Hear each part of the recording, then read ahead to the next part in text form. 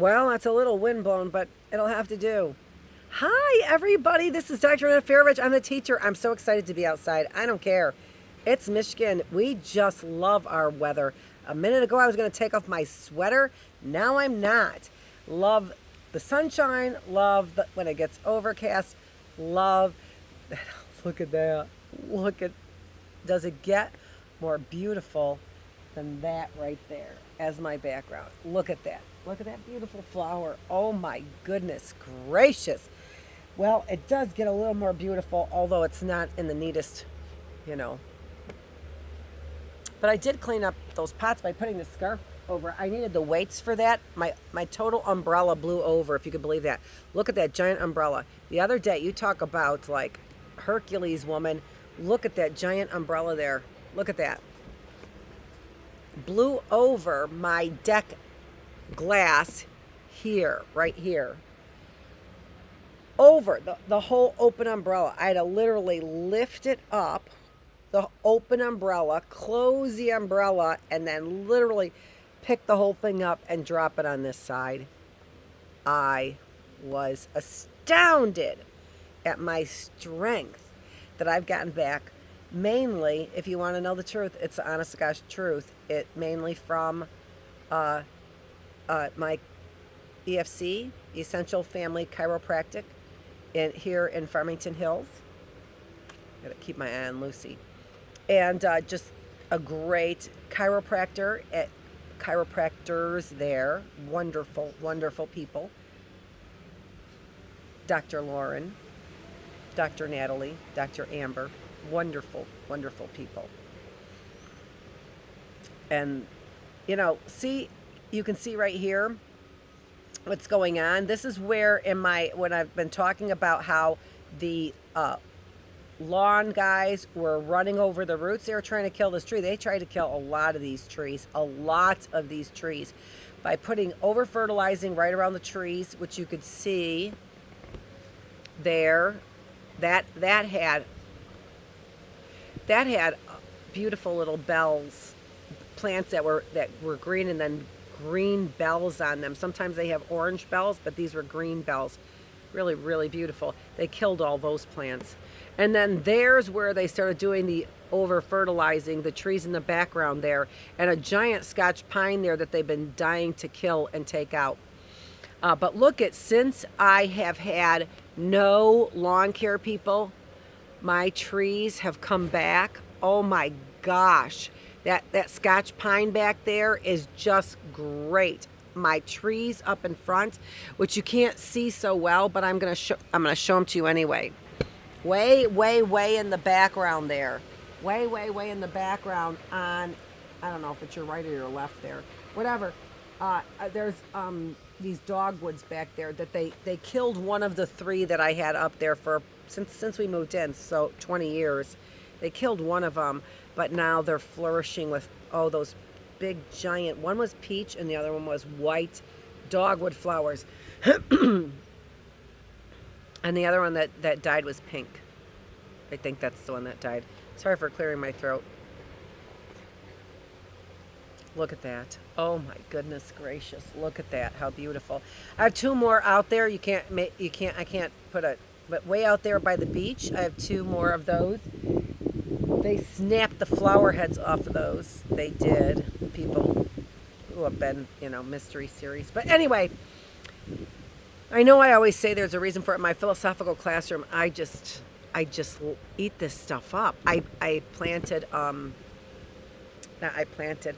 spread grass seed all over the lawn, and then I watered it yesterday with the fire hose. I said that in another class, my spiritual class, because you just got to get involved. You just have to be involved.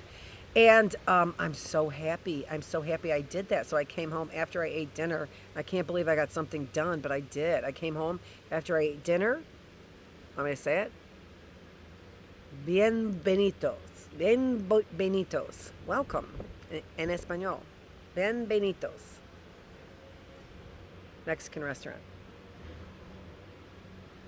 So I can't wait to see if it really does fills in the grass that they damaged all those years, year after year, that I paid thousands of dollars for them to damage my lawn. But we're live and we're outside and the sun is coming back out, showing my forehead lines. Ugh. I do that, but I haven't in a while. I hate them. So, things we hate about ourselves, right? And what are we talking about today?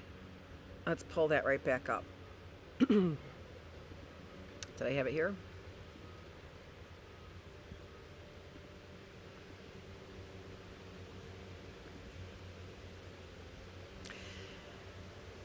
Breaking free from the mold. Breaking free from the mold. What are we talking about? You know, I really am not doing a lot of overlap in my conversation, although today I went back to Maslow's hierarchy of needs, and definitely, without a doubt, we at least have to,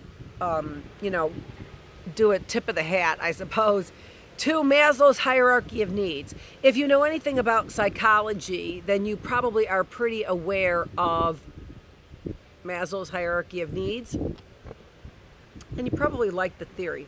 Most people do like the theory. They like the theory because they really connect with it. The issue with the theory is that there hasn't been a lot of evidence for how do you measure something like that people really do go through each one of those stages. And by the way, it's dynamic, which means that it changes, that sometimes we can be at the lower level, especially if our needs change, right? And when would our needs change if we were at this lower level here? Well, we wouldn't have the money to support ourselves and to buy our kids food. So what do? We spend time at this lower level is what we do. So what are we talking about again today? Breaking free from the mold, which in my mind amounts to breaking free from these lower levels. All right. So again, I've been talking about them in depth from different perspectives in my different classrooms. But today, we're not going to hit it hard because we've got other things that we haven't talked about yet, right? As usual. But to sort of begin to tie all this in together, we're going to be, what is the mold we're breaking free from? The mold that we're breaking free from is hanging out, looking only and seeking only these hedonic pleasures, as opposed to getting our, heads and bodies and everything else out of the physical world and our physical needs and aspiring to something more. Why? Well, because we, biologically we're animals, but look at that's what biologists say, but look at us. I'm really quite different. And even if you can't measure it in effective measures of DNA, because you're saying I'm 99% like a chimpanzee, do they break free of the mold? Do they ever become self-actualized? I think they love self-esteem. Do they worry about their self-esteem? That's an interesting thing, right? So if you think about it, so in my mind, I'm going through a few conversations, which I'm going to tell you about because you probably don't know these things. So would they have self-esteem? Would animals break free of the mold for self-esteem? The interesting thing about this is that self-esteem actually is more of a westernized concept than an Eastern concept. That means that, I'm sure you can figure out what that means, but more specifically, that, when you think about it, so Japanese cultures, Chinese cultures, Korean cultures, Vietnamese cultures, Filipino cultures would not necessarily ascribe to this self-esteem. Interestingly enough, they really do ascribe to a group think, though, far more than we do. So that blue there, that blue level there is more of, I see myself as an individual. And we know that in Eastern cultures think of themselves more under a group kind of concept. Okay?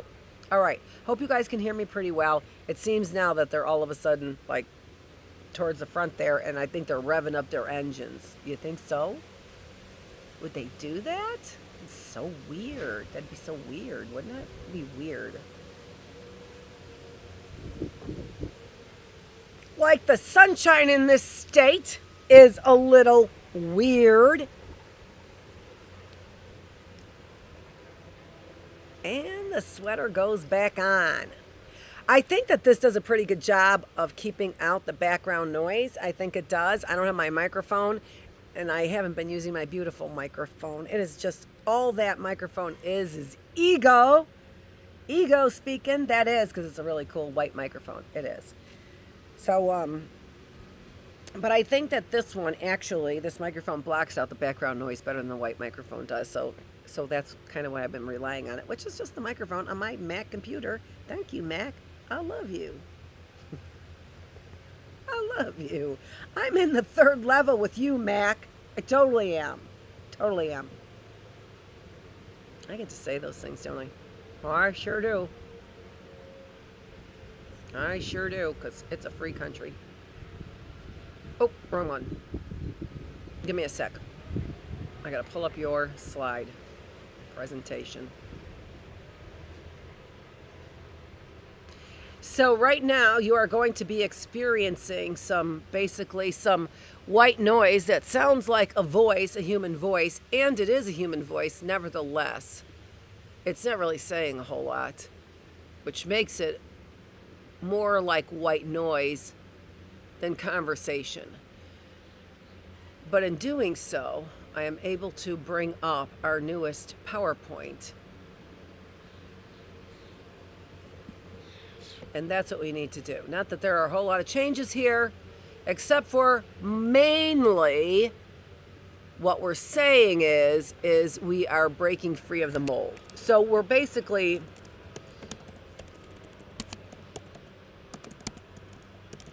here's where white noise becomes quiet. So we're basically finishing up some of the things that we were talking about the other day.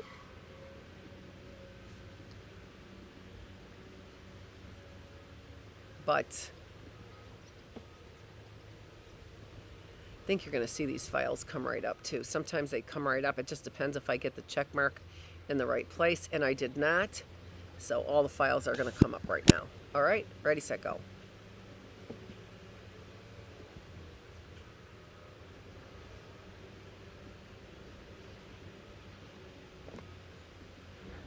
Now, again, I am keeping these up as just a wonderful reminder that this really all is revolving around concept of groupthink. So if you could start, so breaking free of what mold? Breaking free of, I showed you the pyramid of that mold, but really breaking free of this groupthink mold. If we were, let's take a look at this robber's cave experiment. Now, the hardest thing about breaking free of the mold here is uncertainty. Okay, so we're talking about 11-year-old boys who are at a very distant camp, right? And we're saying, how can they break, and they're being studied. They're clearly are being studied, they don't know it, and all ethical boundaries have been broken by this psychologist who is highly revered. It makes me want to just barf all over you, Sharif. Except all over your, yeah, I don't even want to say it because it really is actually disrespectful. But since you're not with us, you could imagine what I might barf all over. Carolyn, Sharif, what the hell? Honest gosh, I don't even know. I don't even know. But I bet that's a story right there. That's his wife. He's Turkish. She's American. I don't know. There's a hell of a story there. Where's your biography? Oh my gosh, you think you would have, how about one of you before you die? All right, there you go, Zimbardo. You're filled with self-interest. Do it. Zimbardo, on your deathbed, give him rights to publish the book. You expose every one of them. I know, and yourself. How about having some cojones and exposing yourself as well? Because that would be a real treat. That would be a real treat, Zimbardo. How old are you?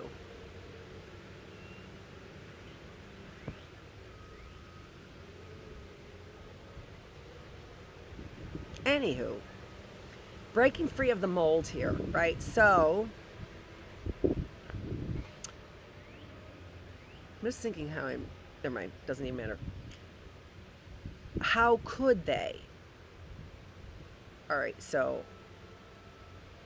I want you to think about that, right? And it's not, I don't want you to just think about, well, they're 11-year-old boys. Okay, think about it from what we've talked about from the Robbers Cave experiment. They were being experimented on by adults who clearly knew all of the boundaries of this experiment. They knew all of them, because the ones that they didn't know, they made sure that they found out about, right? And and then the ones that they didn't like, they changed the rules about. They changed the boundaries, right? So these boys were in a no-win situation, and it's so saddening because the damage that was done is they aren't even aware of, who could be. The only way to, I guess, examine something like that would be to say that that's the journey that they're on, right? That's the journey. And for me, I have to be grateful for that journey. I'm very grateful for your journey. I'm saddened by it, and I'm and if you wanted to change that journey, I would want to change it as well. But I mean, even when you think about Zimbardo or Sharif, right? I benefited from their journey, that is for sure. I mean, as far as knowledge and wisdom goes, not financially by any stretch of the imagination, but as far as knowledge and wisdom goes, I certainly benefited from that journey, right?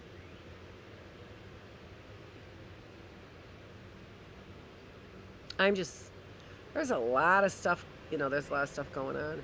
So, but yeah, so breaking free of that mold, they had no choice. I'm just thinking about, even as an adult right now, is what I'm thinking about. And even as an adult, and even as, but in particular as a woman, it becomes very difficult to break free of mold. Like how many times people have put boundaries around you, right? They have put these boundaries around you. And so how do you break free of them? I think, doctor, that really is more of it. That when there's the pressures of others putting boundaries around you, which is really what this world has become, right? It's become this world of where you can't say this, you can't do that, get in your homes and be isolated because you can't see your dying family, right? And that really is exactly what I'm talking about. Do you go and climb on top of the Capitol building? Is that what you do? To break free from the mold, to break free from those boundaries. Is that what you do? Do you bend the rules? Do you break the law? Do you tell a lie? Is that what you do to break free of the boundaries and the mold that other people have put on you?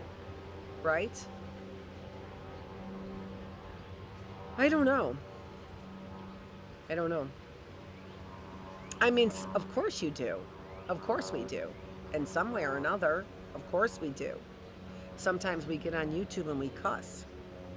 Sometimes we get on YouTube and we push the boundaries. Sometimes we put a bunch of pictures across Instagram, right? So, and then it's sort of like, let the chips fall where they may. I don't know exactly what the outcome is, but you've left everything for me uncertain anyway. Back to those boys. What didn't they have? Or what did they have? Complete uncertainty. So when you're in a situation where it is just filled with uncertainty, looking at the clouds here, it was all warm and sunshiny all afternoon. So when you are in a situation where you are fully uncertain, what do you do? What do you do? Which might be different, but what I do and what a lot of people do is they get their bearings, is what they do. They get their bearings even from this Quote here from Emerson, what do? I don't pay attention to your words. I look around and I pay attention to my environment to get my bearings about what is really going on because I'm uncertain, right? So those are the things that we rely on. We don't rely on the words. We rely on our own what? Picking up on the environment and then integrating what is going on right now in the environment with our past experiences, past information, past knowledge. Okay? All right. So we talked about this, right? So really how we could get such a full understanding of the importance of nonverbal cues and how effective they are. I could put up this one-dimensional drawing, right? Or two-dimensional. It's a two-dimensional drawing. I could put up this two-dimensional drawing and have you fully get it. Like you fully get it. Like even beyond words.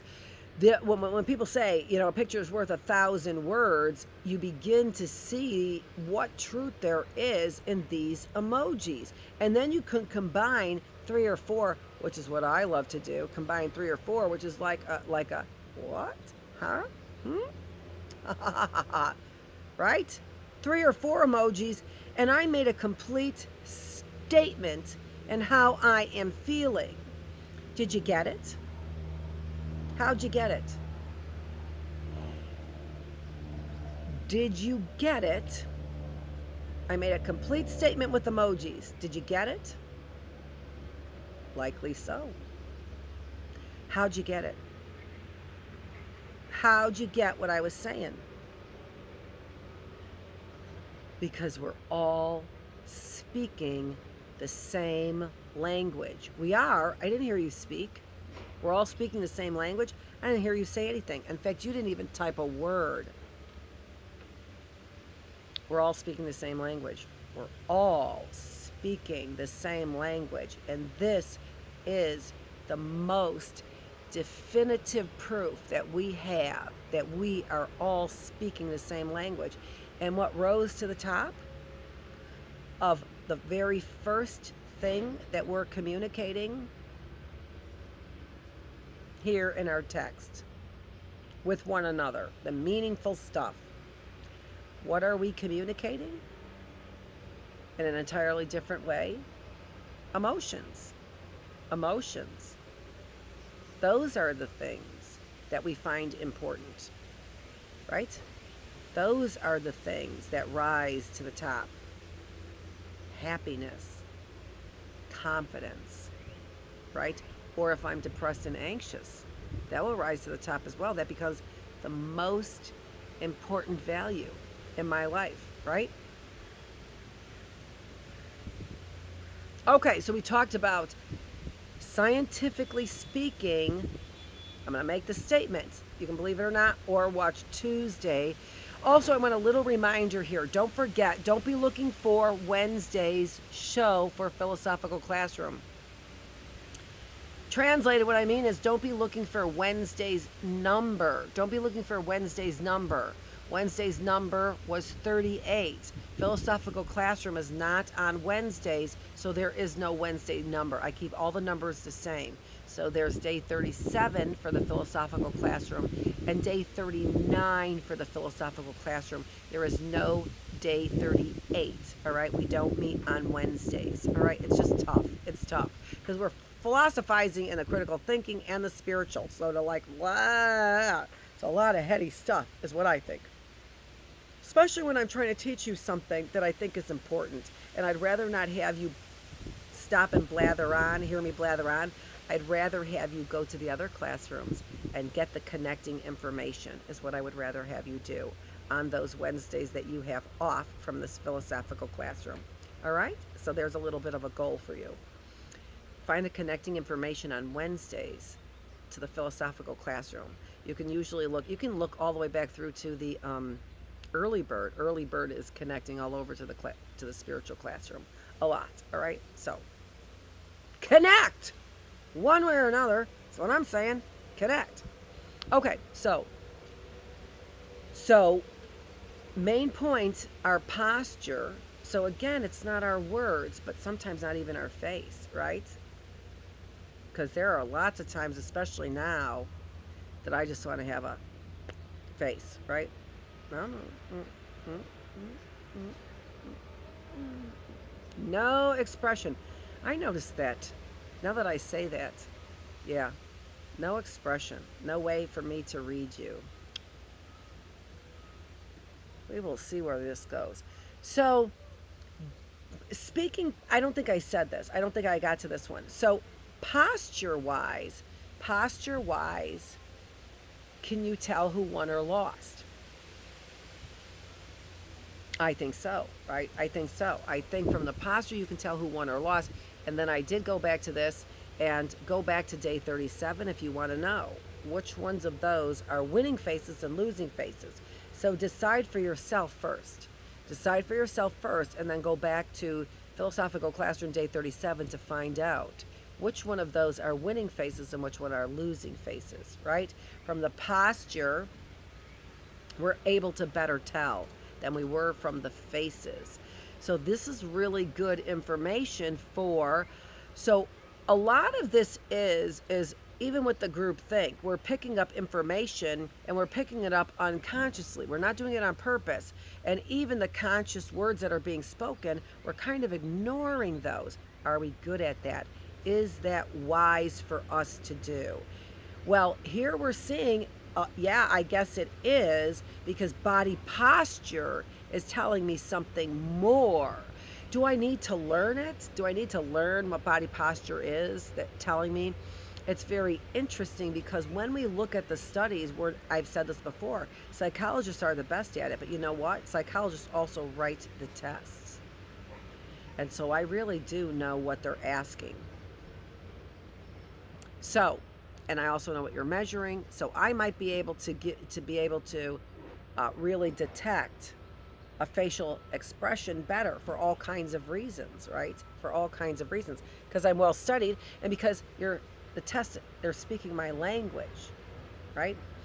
But in the real world, we have to function and we have to make decisions about what is really going on, right? And when that person is speaking one thing and their face and their posture is saying another, what's right? And we always believe our interpretation is right, but that's not necessarily what is right.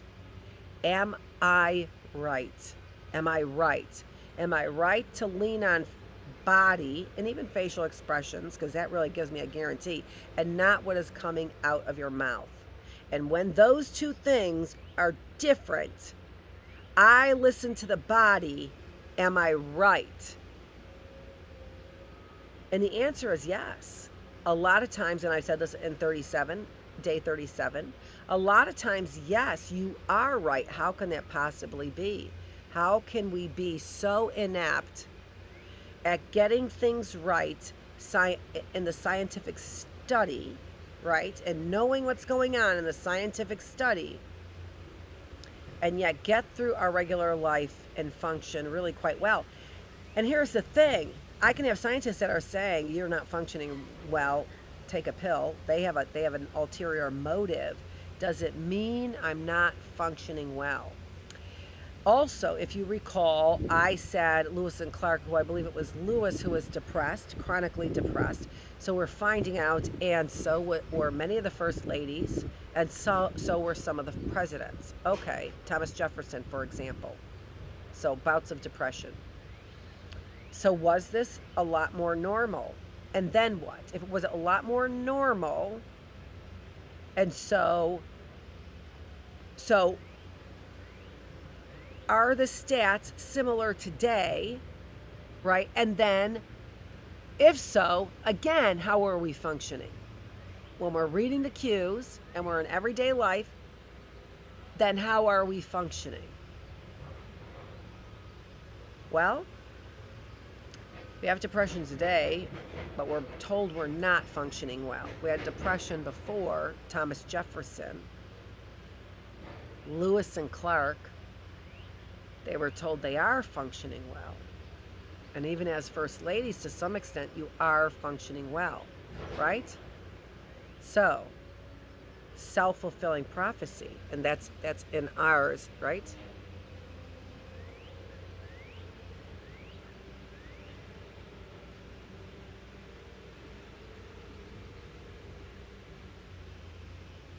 Self-fulfilling prophecy, right? I'm told I'm not functioning well. Take a pill. I'm Thomas Jefferson. I have severe bouts of depression, but I'm told I'm functioning well. So, I find that interesting. Right? Is it the framing? It seems to be a lot of this is the framing. Because as I said, as a psychologist, I didn't believe that we were suffering from depression at greater rates than we used to be. I mean, we are suffering from depression at greater rates than we used to be, but that may not be true. No. Reading a lot, lots of people had severe bouts of depression. And even if you think about somebody like Andrew Jackson, which we were talking about in the Bookless classroom, with all this heroism, did that not come out of fear? And what is that fear? So did he, but deny it, right? Lots of denial, because aggression is actually one of the behaviors on the checklist of being depressed for males. Behavioral symptom of depression for males. Where are we on time? Not there. Let's keep moving. Okay, so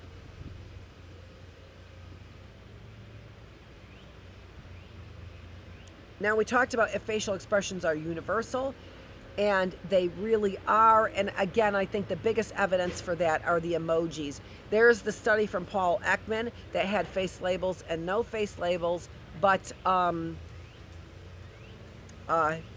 whether or not we had the face labels or not, we were still very highly able to label basic expressions, which means that our ability to do so is universal. But again, the emojis demonstrated that. Other expressions such as pride, we also find are universal as well. So we could see expressions of pride very easily.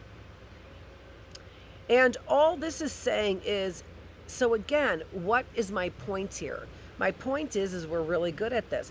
So here we see that there are mixed expressions, which is most of the time what we are trying to analyze. Mixed expressions. How good are we at that? And what you're seeing here is, I'm going to tell you what we're seeing, then I'm going to open this up so that you could see it. That there are distinct facial features that are associated with certain emotions. So if I'm angry, let me ask you something. If I'm angry, am I looking directly at you or am I looking away if I'm angry? Am I looking directly at you or am I looking away? I'm looking directly at you. My eyes are like spears, right? Guns shooting bullets at you, right? If I'm angry, I don't divert my eyes. I make sure you know I'm dominating by staring you down. So if I saw a picture of somebody with their eyes off to the side, I would not interpret that as anger. Now, what if I have a mixed emotion? So here we have, this gentleman is an angry expression with the mouth and the furrowed brows and a direct stare. Eyes are not averted. All right, that's an angry, and I can see that's angry. It's right away. What is that guy feeling? But other expressions that may have the furrowed brows and the angry mouth, but diverted eyes, they might say something like contemplative, right? Like contemplative. So what I'm saying here is that when we've mixed expressions, we are uncertain about that emotion for sure, and rightfully so. Far less uncertain about emotion when all the eyes eyebrows, mouth are all saying the same thing. We get it. We get it. What do those emojis show? Eyes, eyebrows, mouth. Do they show the nose? No, we don't need a nose. Ears? No, we don't need the ears. What do I need to know? Your emotional expression. And if the eyes are averted in the emoji, but I still have the same otherwise expression, does it say something different, even in the emoji? So I've got furrowed eyebrows, I have a clenched jaw, but my eyes are averted. In the emoji, does it say something different? Let me see if I've got an emoji.